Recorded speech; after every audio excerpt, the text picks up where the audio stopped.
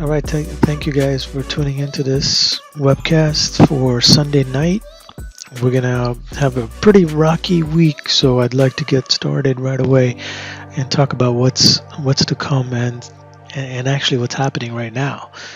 The markets are down, and it's either a buying opportunity or panic selling that's happening right now, all because of the whole virus that's going around in the world.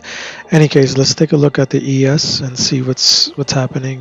We've already, when it opened up at 6 today, it just took a dive. But I think we were anticipating this whole thing. And if you've been following me, you'll notice what's really going on.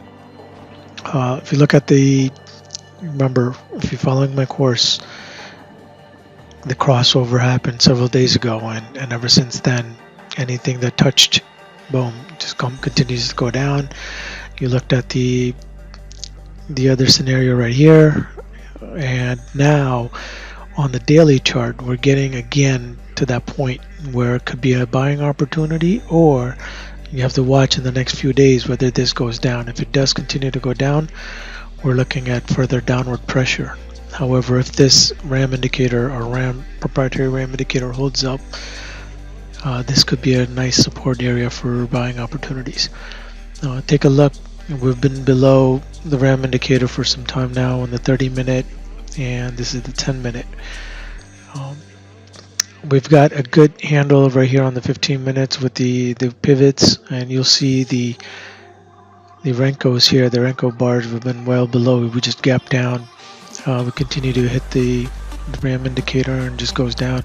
You can see all the pivots where they are. The monthly pivot is all the way down here, so that's probably the next target of what's going to happen. So you keep an eye on that for the downward pressure on the ES mini, the E mini.